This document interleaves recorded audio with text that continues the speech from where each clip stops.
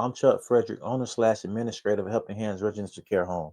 And today we're going to talk about having a proper resident mix and why it is important to the dynamic of your facility, how it's going to help make everything run smooth and help improve the quality of life for your staff and your residents. Stay tuned and check this out. Now, resident mix. Why is it important? Why does it matter what residents we have at our facility? Shouldn't we just focus on getting the beds filled? That's what I said, right? Yes, but no. So people that's just in it for the money, or they're just focusing on short-term goals of hitting that revenue goal, just put whoever you want in your facility. That would be the best way to do it if that works for you.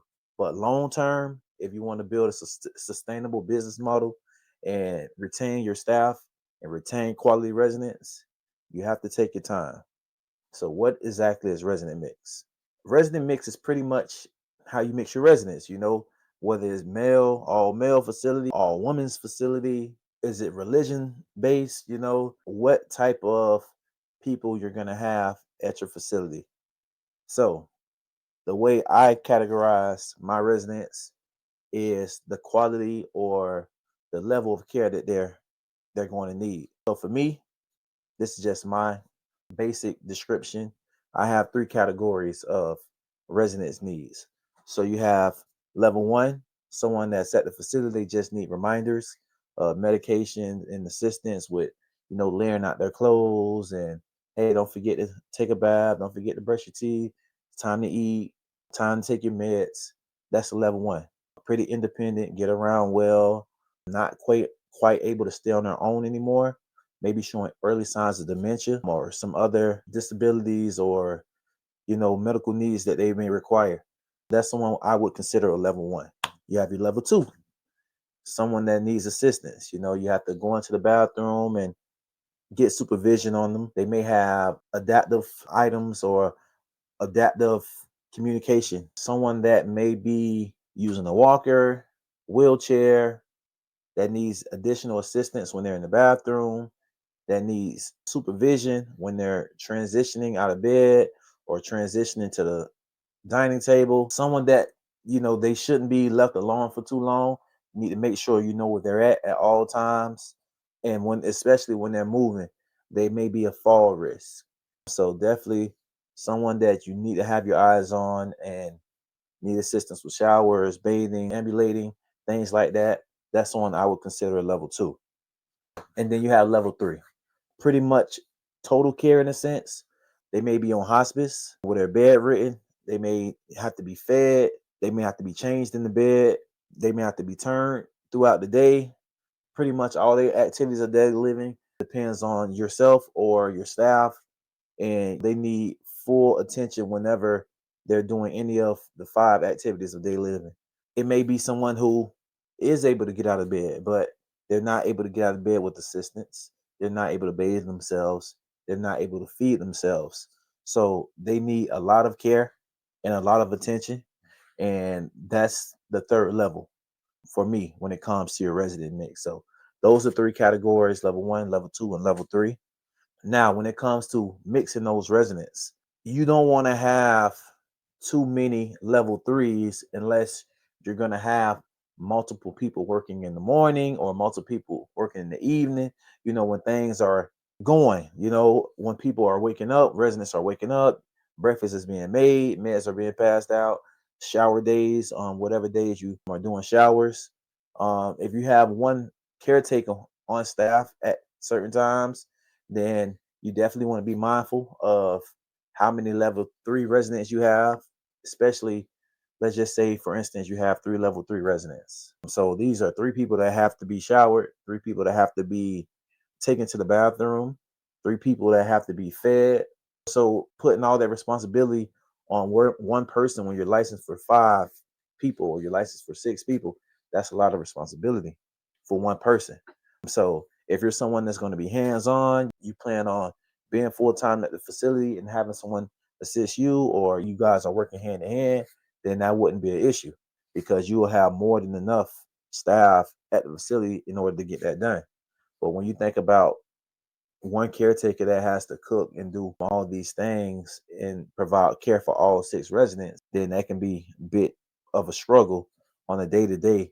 For someone that's your full-time caretaker, they can get burned out easily, having to provide all the care and all the needs for those 3 residents, not including the other 2 or 3 that you may have at the same time. So I would say, in my experience, 2 max for one caretaker, and that's kind of cutting it. You're still going to need some people to push in to assist on the busier days when you're doing showers, or the busier evenings when you're doing activities.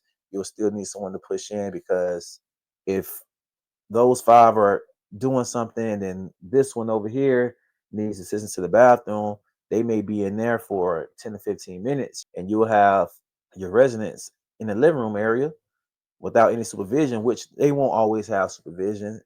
But you want to try to have as much eyes on them as possible whenever you can, to help prevent any falls or anything of that nature.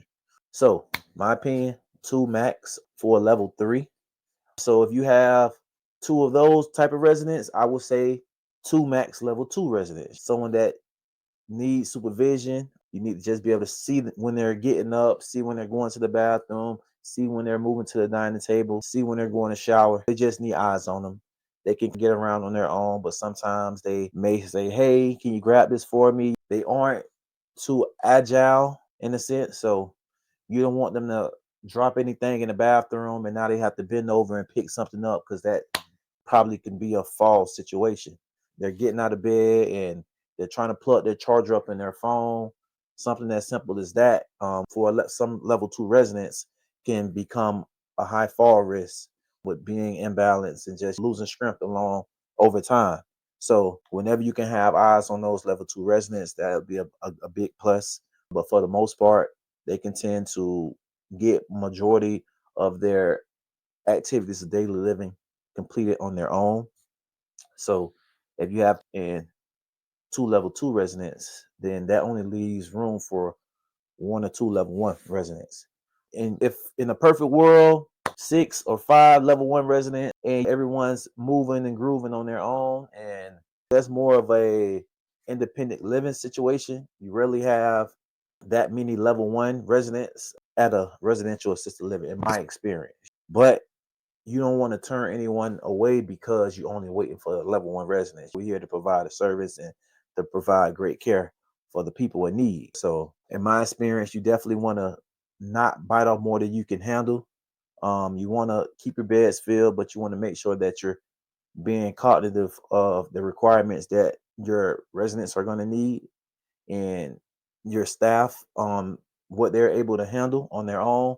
I've had a gentleman that was 6'2", 275 pounds, huge gentleman, but he was a 2-person assist when he was getting out of the bed. So the family was transitioning from a large facility, and they were willing to pay up to $6,000 for a private room. But to me, they were going to pay that much, but then that would mean having someone on staff, a second person on full time as well, because whenever he needs to get up, it's going to take 2 people to get him up, and we're not able to use any Hoyer lifts or any rails or anything like that to help assist with getting that gentleman up. So unless I was when the house went on full time 7 days a week, which will drastically increase my overhead, it didn't make sense. And that's where you have people where 6,000 a month, we'll figure it out. I'll bring them in and whatever. But that wasn't the best case for me. That wasn't the best case for my staff. And I wouldn't want to put that type of responsibility on me or my staff unless I know 100% that we're able to care for that resident. So that's my experience.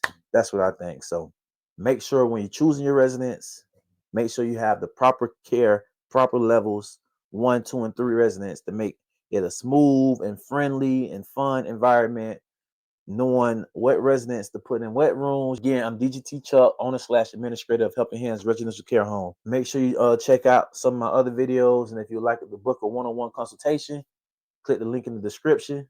Look forward to hearing from you. I'm DGT.Chuck on all social media platforms. Appreciate you guys for watching. Stay tuned.